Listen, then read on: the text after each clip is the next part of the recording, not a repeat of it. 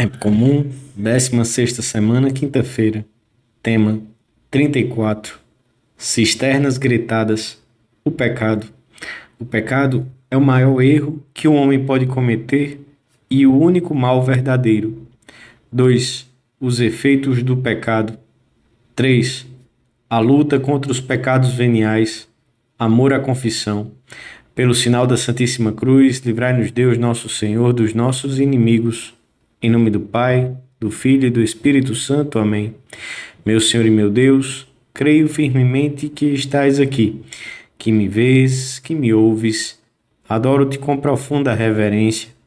Peço-te perdão dos meus pecados e graça para fazer com fruto este tempo de oração. Minha Mãe Imaculada, São José, meu Pai e Senhor, meu anjo da guarda, intercedei por mim.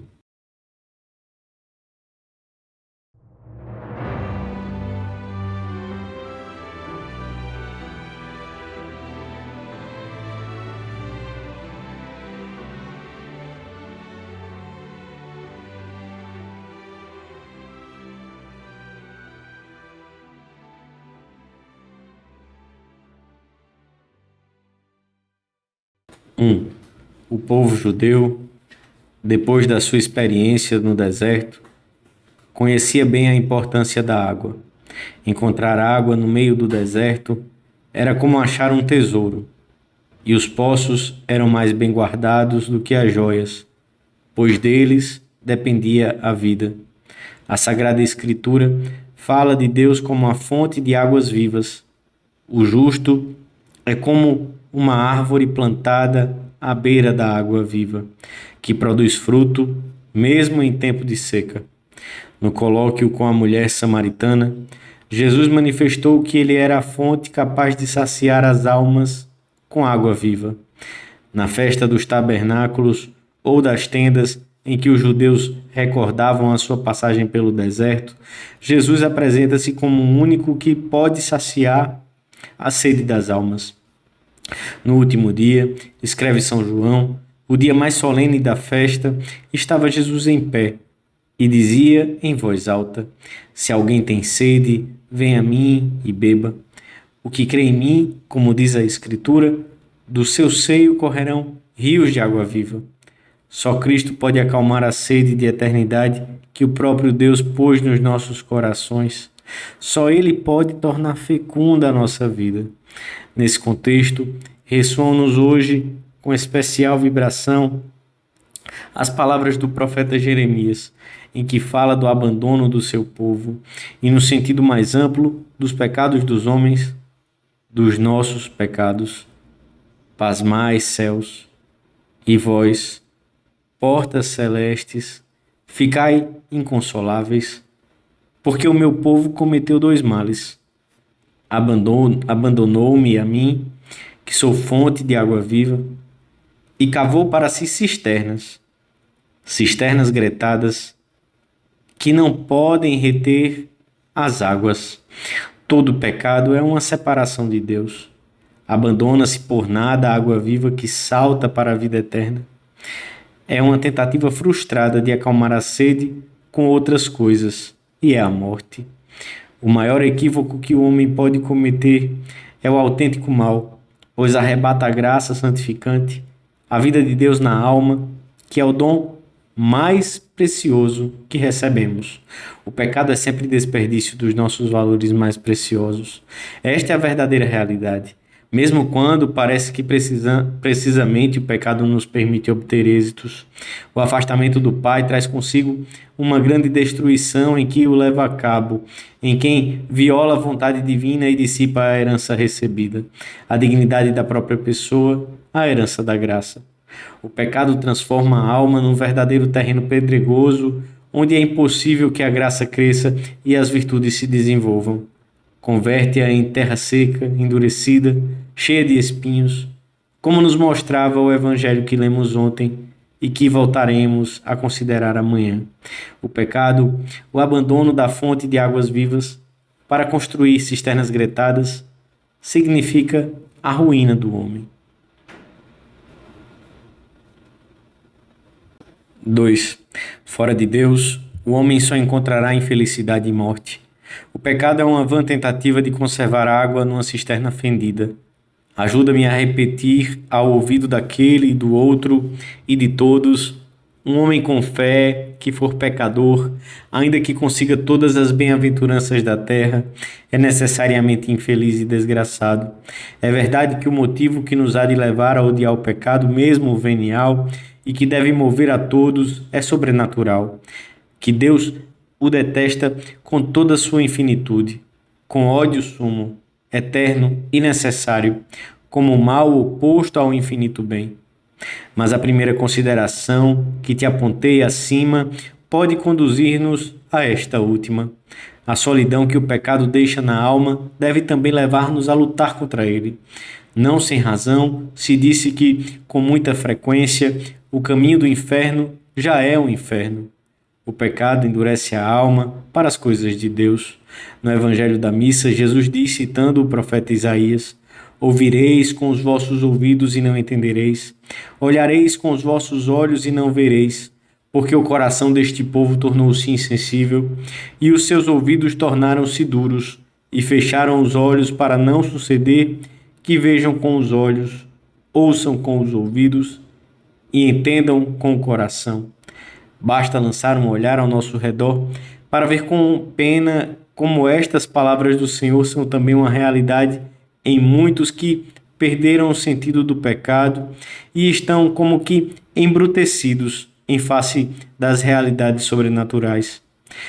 O pecado mortal afasta o homem radicalmente de Deus, porque priva a alma da graça santificante, faz perder todos os méritos adquiridos pelas boas obras já realizadas e impede de receber outros novos, submete de certo modo a pessoa à escravidão do demônio, diminui a inclinação natural para a virtude, de tal maneira que cada vez se torna mais difícil realizar atos bons. Por vezes afeta também o corpo, causa faltas de paz, mau humor, desânimo, pouca vontade para o trabalho, provoca uma desordem nas potências e sentimentos, ocasiona um mal para toda a igreja e para todos os homens e separa-os deles, ainda que externamente não se note.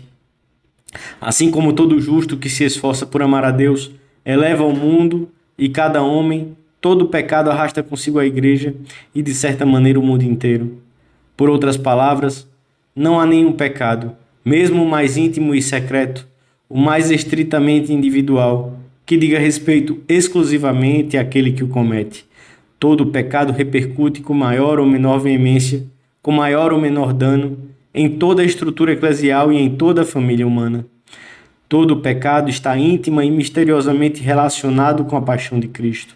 Os nossos pecados estiveram presentes e foram a causa de tanta dor. E agora, no que depende de nós, crucificam novamente o Filho de Deus. Como Ele nos ama! Quanto sacrifício, quantas penas não passou para nos salvar, desde o presépio até a cruz. O que nos dizem os mistérios dolorosos do Rosário, as estações da Via Sacra, a cruz, os pregos e a lança, as feridas. O Senhor sofreu tudo isso por nós, por cada um de nós, unicamente para nos abrir o acesso ao Pai, para nos obter o perdão dos pecados e o direito de possuirmos a vida eterna. Nós, em recompensa, pecamos e desprezamos todos os seus sacrifícios. E a dor mais aguda da agonia em Getsêmani foi esta: Jesus previu com clarividência divina e a ingratidão com que lhe iríamos corresponder. Com a ajuda da misericórdia divina, porque ninguém está confirmado na graça, o cristão que segue de perto o Senhor não cai habitualmente em faltas graves, mas o conhecimento da nossa debilidade deve levar-nos a evitar com cuidado as ocasiões de pecar, mesmo as mais remotas, a praticar a mortificação dos sentidos, a não confiar na experiência própria, nos anos de entrega a Deus e de uma formação esmerada. E temos de pedir ao Senhor que saibamos detestar toda falta deliberada, que nos dê finura de consciência para não perdermos o sentido do pecado. Essa tremenda realidade que parece alheia a uma boa parte da sociedade a que pertencemos, porque deu as costas a Deus. Dizemos a Jesus, com palavras de João Paulo II, Ajuda-nos, Senhor, a vencer a nossa indiferença e o nosso torpor. Dá-nos o sentido do pecado. Cria em nós um coração puro e renova na nossa consciência um espírito firme.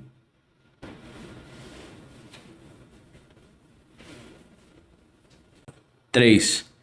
Para armarmos uma luta decidida contra o pecado, é necessário que reconheçamos sem desculpas os nossos erros diários, chamando-os pelo seu nome, sem procurar justificações que bloqueariam a contrição e a luta por evitá-los.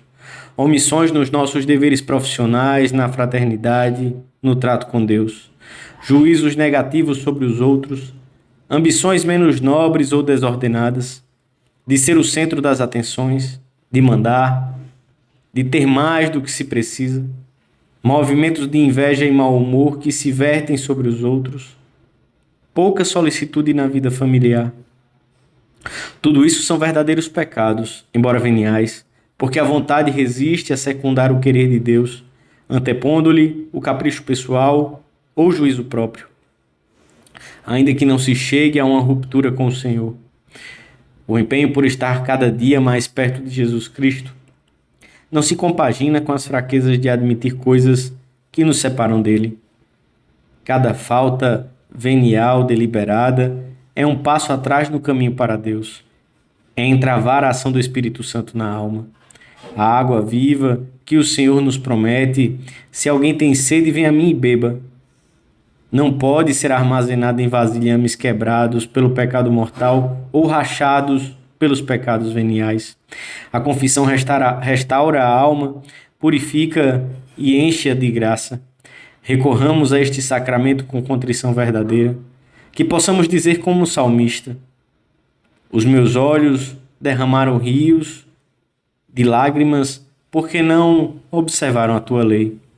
Pedimos à nossa Mãe Santa, Maria, refúgio dos pecadores, que nos conceda a graça de detestar todo o pecado venial e um grande amor ao sacramento da misericórdia divina. Examinemos, ao terminarmos este tempo de oração, com que frequência recorremos a esse sacramento, com que amor nos aproximamos dele, que empenho pomos em praticar os conselhos recebidos. Dou-te graças, meu Deus, pelos bons propósitos, afetos e inspirações que me comunicaste nesta meditação. Peço-te ajuda para os pôr em prática. Minha Mãe Imaculada, São José, meu Pai e Senhor, meu anjo da guarda, intercedei por mim.